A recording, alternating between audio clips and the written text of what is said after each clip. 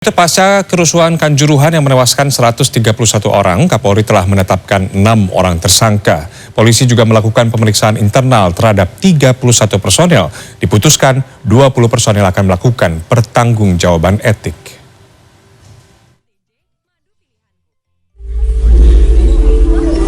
Kapolri Jenderal Polisi Listio Sigit Prabowo telah menetapkan 6 tersangka dalam tragedi Stadion Kanjuruhan, Kabupaten Malang.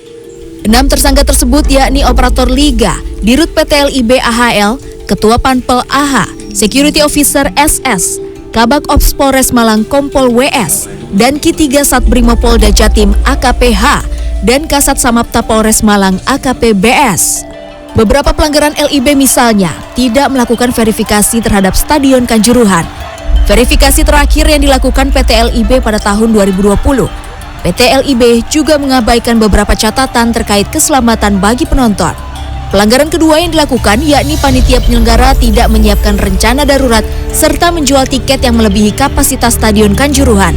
Pelanggaran ketiga yakni security officer tidak membuat dokumen penilaian resiko serta memerintahkan steward meninggalkan pintu gerbang saat terjadi insiden hingga membuat seluruh penonton meninggalkan stadion. Sementara pelanggaran dilakukan personil kepolisian, yakni mengabaikan aturan FIFA tentang penggunaan gas air mata. Sebelumnya, polisi telah melakukan pemeriksaan dan pendalaman terkait tragedi Kanjuruhan, mulai dari olah TKP, pemeriksaan standar operating procedure, kelayakan fasilitas penyelenggaraan pertandingan, hingga regulasi sepak bola dari FIFA. Polisi juga telah melakukan gelar perkara. Pasal yang dikenakan pada ke-6 tersangka, yakni pasal 359 dan 360 KUHP, dan juga pasal 103 Jungto pasal 52 Undang-Undang Nomor 11 Tahun 2022 tentang keolahragaan. Polisi juga telah melakukan pemeriksaan internal pada 31 personil. Dari pemeriksaan, diputuskan 20 personil akan melakukan pertanggungjawaban etik, termasuk 3 personil yang memerintahkan penembakan gas air mata, serta 11 personil yang menembakkan gas air mata dalam stadion. Beberapa kegiatan yang dilakukan oleh tim antara lain adalah pendalaman terhadap CCTV yang ada di lokasi kejadian, kemudian juga pendalaman lebih lanjut terkait dengan beberapa temuan yang kita temukan, baik bercak darah, kemudian visum interpretum para korban, juga barang-barang lain yang kita temukan seperti selongsong, gas air mata, kemudian kondisi stadion. Sementara pasca penetapan tersangka oleh Kapolri, pendamping hukum tim pencari fakta Aremania Andi Irfan menilai unsur pidana dalam kasus ini seharusnya tidak sebatas pada kelalaian. Menurut Andi, ada sistem komando dan perintah dalam penembakan gas air mata yang memicu kepanikan dan berbuntut pada kematian lebih dari 100 orang. Perintah inilah yang menurut Andi bukan sekedar kelalaian, tapi dilakukan dengan sengaja.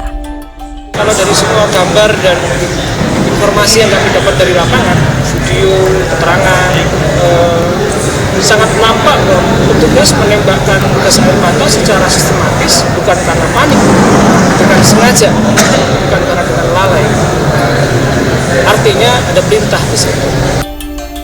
Di pihak lain, terkait kerusuhan di Stadion Kanjuruhan yang menewaskan ratusan supporter Aremania, Kementerian Pemuda dan Olahraga pada Kamis siang menggelar rapat evaluasi, perbaikan prosedur pengamanan dan penyelenggaraan sepak bola Indonesia. Bersama perwakilan PSSI, Kepolisian, Kementerian Dalam Negeri, Kementerian Kesehatan, BNPB, perwakilan berbagai klub sepak bola Liga 1, hingga perwakilan supporter termasuk perwakilan klub dan supporter Arema FC. Dan selanjutnya juga ada satu hal yang penting yang selama ini belum tersentuh secara serius, yakni tentang supporter. Itu juga menjadi hal yang kita dengarkan masukannya, karena kita tahu bahwa supporter ini dalam Undang-Undang Nomor 11 Tahun 2022 tentang keolahragaan itu sudah ada pasal-pasal yang mengatur itu, dan sudah ada hak dan kewajibannya. Semenjak ada kejadian ini sudah mendapat instruksi dari Bapak Kapolri untuk membuat produk yang menjadi bahan untuk suatu regulasi dasar untuk masalah keamanan. Tentu pelaksanaan produk ini terkait dengan produk yang dikeluarkan dari FIFA maupun PSSI. Tragedi Kanjuruhan menjadi sorotan tidak hanya di dalam negeri, tapi juga media asing. Sederet hal-hal janggal ditemui dalam pengungkapan insiden Arema FC yang telah menelan korban jiwa hingga 131 orang. Tim Liputan CNN Indonesia.